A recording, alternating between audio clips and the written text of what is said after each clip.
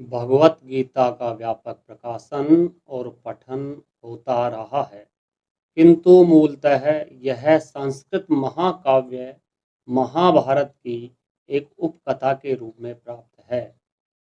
महाभारत में वर्तमान कलयुग तक की घटनाओं का विवरण मिलता है। इसी युग के प्रारंभ में आज से लगभग 5000 वर्ष पूर्व भगवान श्री कृष्ण ने अपने मित्र तथा भक्त अर्जुन को भगवत गीता का उपदेश दिया था। उनकी यह वार्ता, जो मानव इतिहास की सबसे महान दार्शनिक तथा धार्मिक वार्ताओं में से एक है, उस महायुद्ध के शुभारंभ के पूर्व हुई, जो धृतराष्ट्र के 100 पुत्रों तथा उनके चचेरे भाई पांडवों के मध्य होने वाला भ्रातृघातक संघर्ष था। अध्याय 1। कुरुक्षेत्र के युद्ध स्थल में सैन्य निरीक्षण।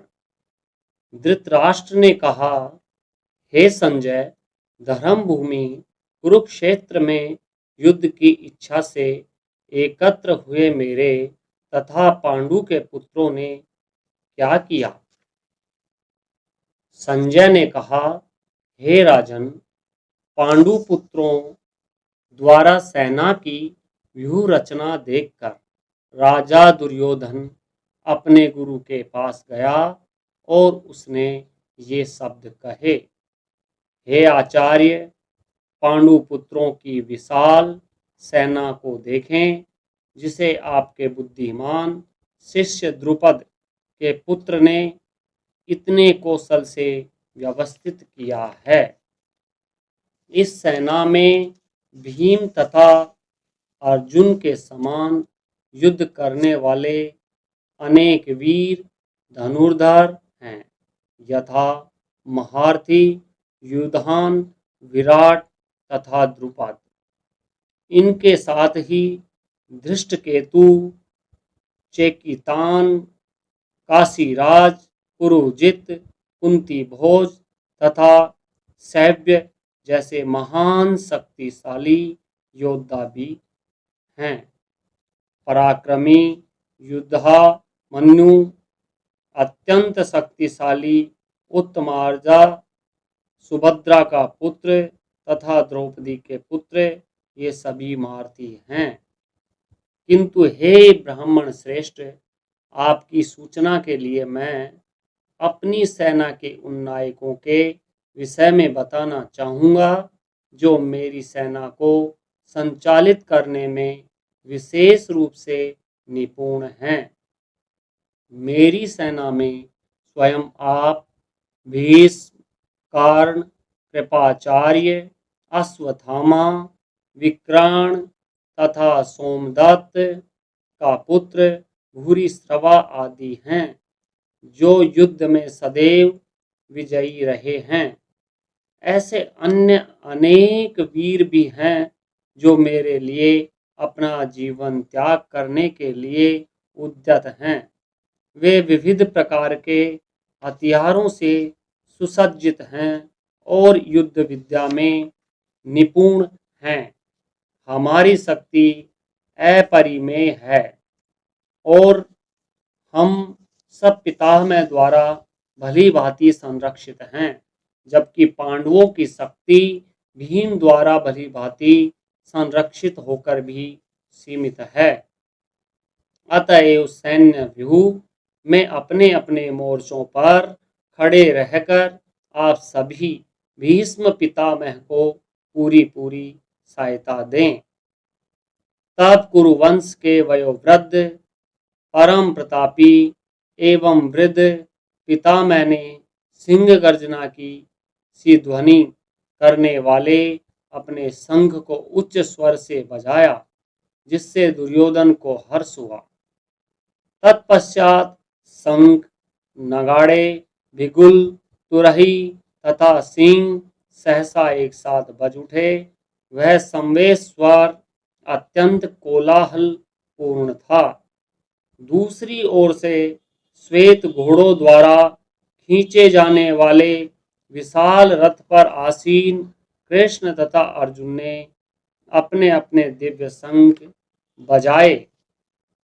भगवान कृष्ण ने अपना 5 जन्य शंख बजाया, अर्जुन ने देवदत्त शंख तथा अतिभुजी एवं अति मानवीय कार्य करने वाले भीम ने पांडु नामक भयंकर शंख बजाया।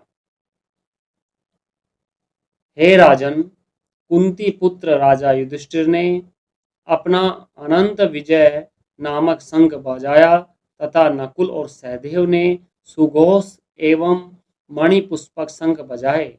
महान धनुर्धर काशीराज, परम योद्धा शिखंडी, धृष्टद्युम्न, विराट, अजय, सात्यकी, द्रुपद द्रौपदी के पुत्र तथा सुभद्रा के महाबाहु पुत्र आदि सबों ने अपने अपने शंख बजाए। इन विभिन्न शंखों की ध्वनि कोलाहलपूर्ण बन गई, जो आकाश तथा पृथ्वी को शब्दायमान करती हुई धृतराष्ट्र के पुत्रों के हृदयों को विदीर्ण करने लगी। उस समय हनुमान से अंकित ध्वजा लगे रथ पर आसीन पांडु पुत्र अर्जुन अपना धनुष उठाकर तीर चलाने के लिए उद्यत हुआ। हे राजन, धृतराष्ट्र के पुत्रों को व्यू में खड़ा देखकर अर्जुन ने श्री कृष्ण से यह वचन कहे। अर्जुन ने कहा, हे अच्युत, कृपा करके मेरा रथ दोनों सेनाओं के बीच ले चले, जिससे मैं यहाँ उपस्थित युद्ध की अभिलाषा रखने वालों को और शस्त्रों की इस महान परीक्षा में जिनसे मुझे संघर्ष करना है उन्हें देख सकूं। मुझे उन लोगों को देखने दीजिए जो यहाँ पर धृतराष्ट्र के दुर्बुद्धि पुत्र दुर्योधन को प्रसन्न करने की इच्छा से लड़ने के लिए आए हुए हैं। संजय ने कहा, हे भरतवंशी, अर्जुन द्वारा इस प्रकार संबोधित किए जाने पर भगवान कृष्ण ने दोनों दलों के बीच में उस उत्तम रथ को लाकर खड़ा कर दिया।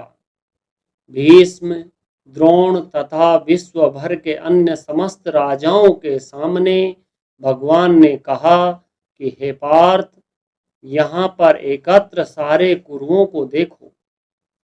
अर्जुन ने वहां पर दोनों पक्षों की सेनाओं के मध्य में अपने चाचा, ताऊओं, पितामहों, गुरुओं, मामाओं, भाइयों, पुत्रों, पौत्रों, मित्रों, ससुरों और शुभचिंतकों को भी देखा।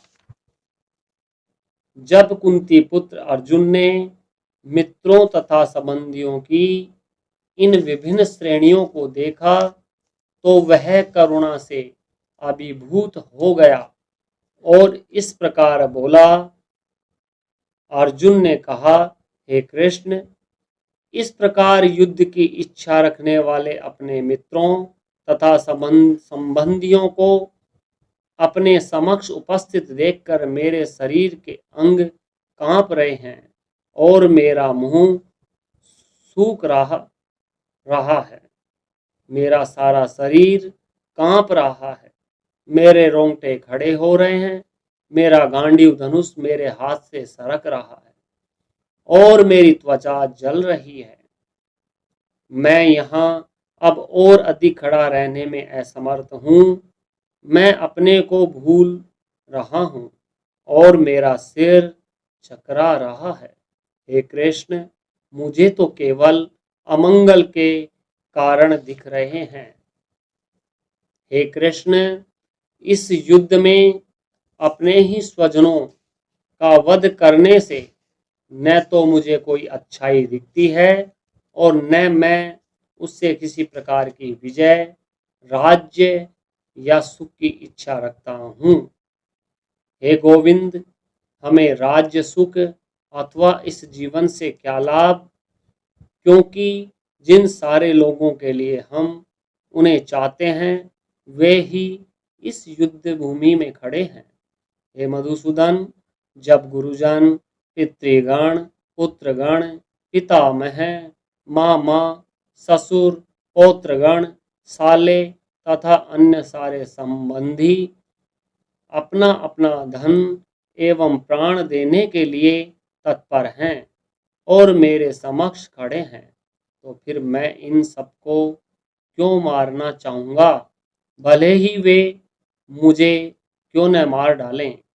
हे जीवों के पालक, मैं इन सबों से लड़ने को तैयार नहीं, भले ही बदले में मुझे तीनों लोग क्यों न मिलते हों। इस पृथ्वी की तो बात ही छोड़ दें, भला धृतराष्ट्र के पुत्रों को मारकर हमें कौन सी प्रसन्नता मिलेगी। यदि हम ऐसे आतताइयों का वध करते हैं तो हम पर पाप चढ़ेगा। अतः यह उचित नहीं होगा कि हम धृतराष्ट्र के पुत्रों तथा उनके मित्रों का वध करें। हे लक्ष्मीपति कृष्ण, इससे हमें क्या लाभ होगा और अपने ही कुटुंबियों को मारकर हम किस प्रकार सुखी हो सकते हैं। हे जनार्दन, यद्यपि लोभ से अभिभूत चित्त वाले ये लोग अपने परिवार को मारने या अपने मित्रों से द्रोह करने में कोई दोष नहीं देखते, किंतु हम लोग जो परिवार के विनष्ट करने में अपराध देख सकते हैं, ऐसे पाप कर्मों में क्यों प्रवृत्त हों। कुल का नाश होने पर सनातन कुल परंपरा नष्ट हो जाती है और इस तरह शेष कुल भी अधर्म में प्रवृत्त हो जाता है।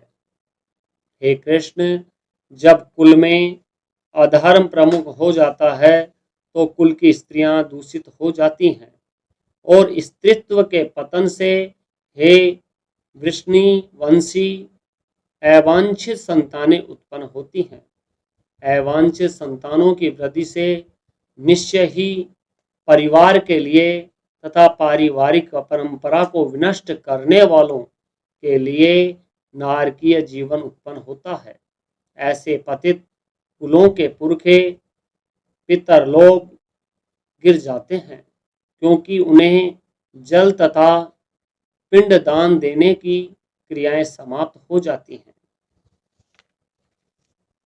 जो लोग कुल परंपरा को विनष्ट करते हैं और इस तरह अवांछित संतानों को जन्म देते हैं, उनके दुष्कर्मों से समस्त प्रकार की सामुदायिक योजनाएं तथा पारिवारिक कल्याण कार्य विनष्ट हो जाते हैं। हे प्रजापालक कृष्ण, मैंने गुरु परंपरा से सुना है कि जो लोग कुल धर्म का विनाश करते हैं वे सदैव नरक में वास करते हैं। हो, कितने आश्चर्य की बात है कि हम सब जघन्य पाप कर्म करने के लिए उद्यत हो रहे हैं। राज्य सुख भोगने की इच्छा से प्रेरित होकर हम अपने ही संबंधियों को मारने पर तुले हैं। यदि शस्त्रधारी धृतराष्ट्र के पुत्र मुझ निहत्थे तथा रणभूमि में प्रतिरोध न करने वाले को मारें तो यह मेरे लिए श्रेयस्कर होगा।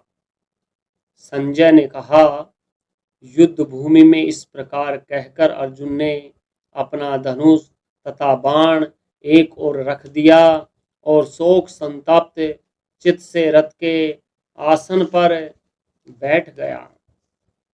इति प्रथम अध्याय